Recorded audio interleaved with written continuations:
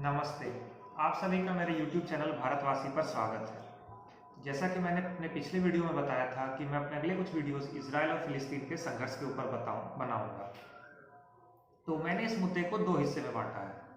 पहला हिस्सा होगा इजराइल के हिस्ट्री और इन दोनों के संघर्ष के क्रोनोलॉजी की, और दूसरा हिस्सा पूरी तरह से डेडिकेटेड होगा जेरूसलम की, क्योंकि जेरूसलम एक ब्रॉड टॉपिक है और उसके कॉन्फ्लिक्ट को मैं अलग से एक दूसरे वीडियो में बताऊंगा। तो हम लोग आज पहले बात करते हैं इन दोनों के कॉन्फ्लिक्ट्स के क्रोनोलॉजी की और इजराइल के हिस्ट्री की। बात शुरू होती है आज से 3700 साल पहले, 1700 BC में, जब आज के प्रेजेंट डे इजराइल, जो तब कनान के नाम से जाना जाता था, वहाँ पर से यहूदियों ने इजिप्ट की ओर पलायन किया, क्योंकि तब वहाँ पर अकाल पड़ा था। इजिप्ट में वो चले तो गए, लेकिन उनके साथ वहाँ पर अत्याचार बहुत हुआ। तो तकरीबन 400 साल के बाद 1300 BC में वापस यहूदी अपने होमलैंड की ओर मोसेस के नेतृत्व में पलायन करने लगे, और 1100 BC में जाकर पहला यहूदी साम्राज्य वहां पर स्थापित हुआ कनान में। 930 BC में ये दो हिस्सों में बटा, इजराइल और जूदा, और जेरूसलम इनका कैपिटल हुआ करता था। 722 BC में जब असारियन ने वहां पर हमला किया तो इजराइल पूरी तरह से तबाह हो गया, और 586 BC में जब बेबीलोनियंस ने जेरूसलम पर अटैक किया तो उन्होंने जूडा को तबाह कर दिया। उसके बाद इजराइल, जो वहाँ के यहूदी थे, वो बेबीलोनियन और वेस्ट की ओर पलायन करने लगे। उसके बाद वहाँ पर छोटे छोटे यहूदी साम्राज्य वक्त के साथ खड़े हुए, लेकिन ज़्यादा दिन तक टिक नहीं सके, क्योंकि बाद में फिर वो रोमन के कब्जे में चला गया। रोमन ने उस लैंड को पैलेस्टीन का नाम दिया। पहली बार पैलेस्टीन का नाम रोमन ने उसको दिया था।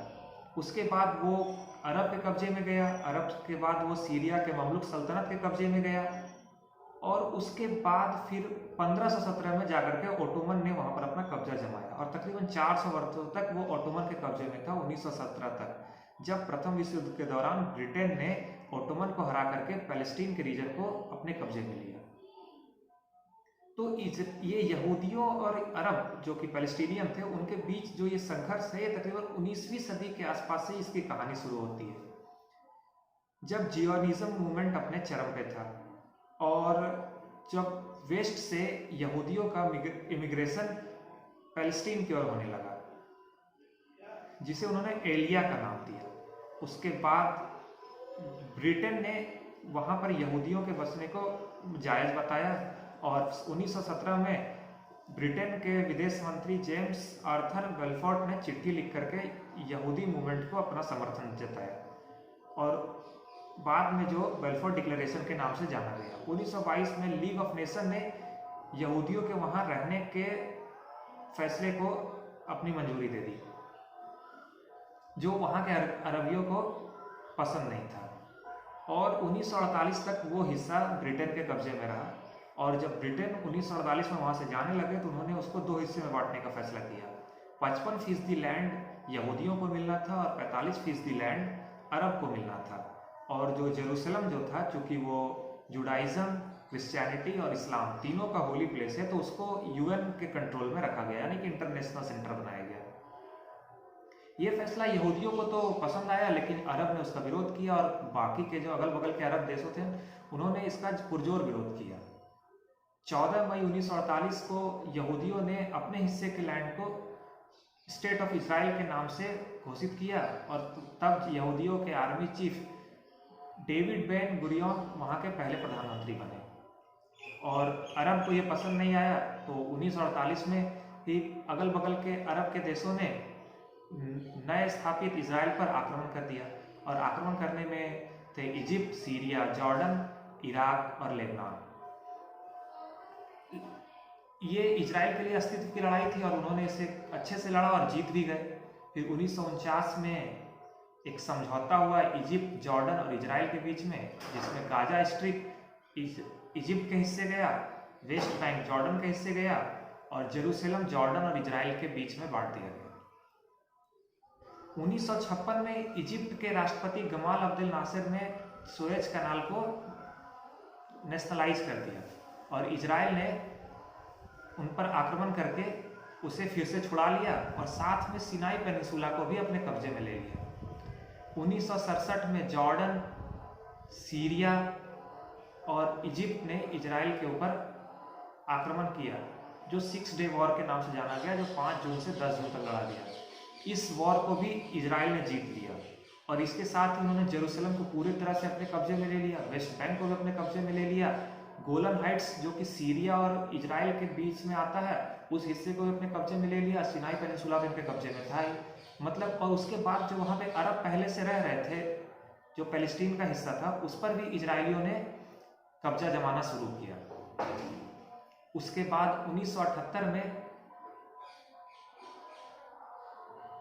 एक समझौता हुआ जिसमें कि पैलेस्टीनियन के सेल्फ गवर्नमेंट के प्रपोजल को मंजूरी मिली।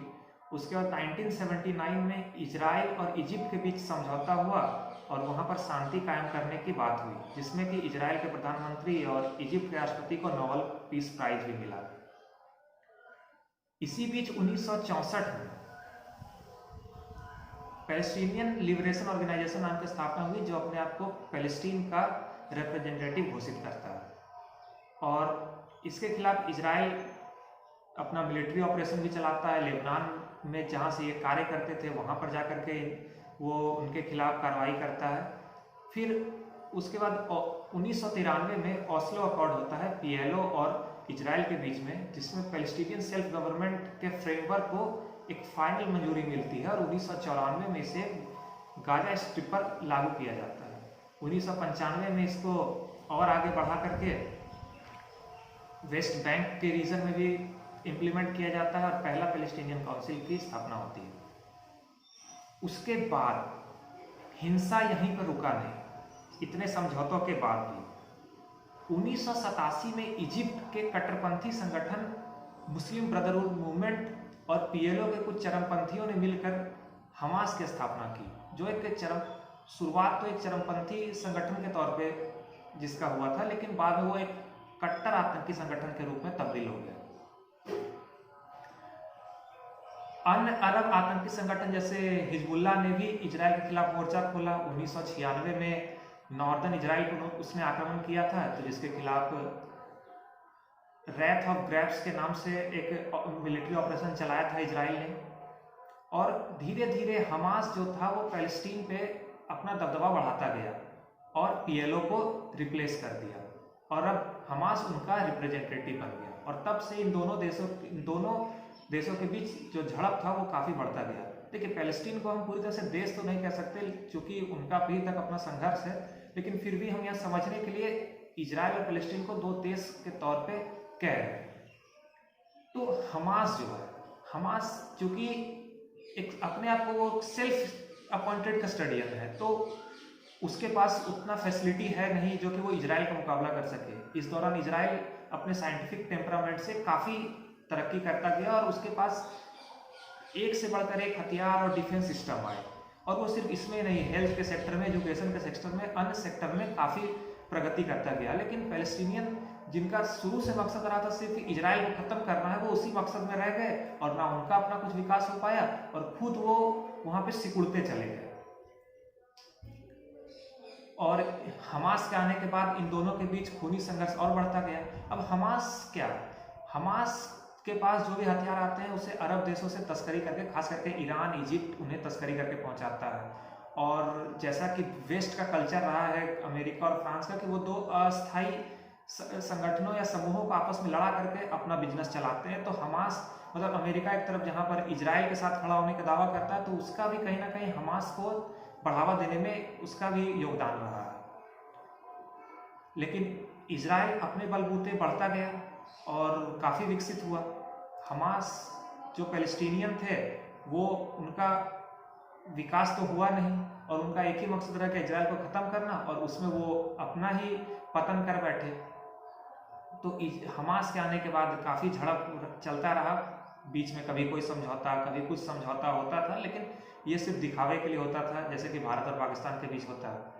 उसके बाद जब ट्रंप अमेरिका के राष्ट्रपति बने तो उन्होंने कुछ अच्छे स्टेप्स लिए थे इन दोनों के इशू को या पूरे मिडिल ईस्ट के इशू को नॉर्मलाइज करने में। और उसके बाद ट्रंप के जाने के बाद फिर से मतलब अब देख रहे हैं अभी वर्तमान समय में फिर से हिंसा बढ़ता चला जा रहा है। और हमास की एक, अब उसको कैरेक्टरिस्टिक कहिए या गंदी आदत कहिए, कि वो जब भी लड़ता है तो सिविलियंस को आगे कर देता है। और चूंकि इजराइल के पास काफ़ी स्ट्रांग डिफेंस सिस्टम है, तो जब भी वो आक्रमण करता है तो ना चाहते हुए भी उसमें काफ़ी आम लोग मारे जाते हैं और क्षति सामने ज़्यादा होता है। तो इस वीडियो में मैंने आपको बताया कि इन दोनों के बीच संघर्ष के क्रोनोलॉजी के बारे में, इजराइल के हिस्ट्री के बारे में। और अब अगले वीडियो में मैं आप लोगों को बताऊंगा जो जेरूसलम का विवाद है, क्योंकि वो एक ब्रॉड टॉपिक है तो उसको मैं अलग से डील करूंगा। आज भर के लिए इतना ही। अगर आप लोग मेरे चैनल पर नए हैं तो मेरे चैनल को सब्सक्राइब कीजिए, मेरे वीडियो को लाइक कीजिए, शेयर कीजिए, अपने राय को कमेंट बॉक्स में डालिए। और तब तक के लिए मुझे इजाज़त दीजिए। धन्यवाद।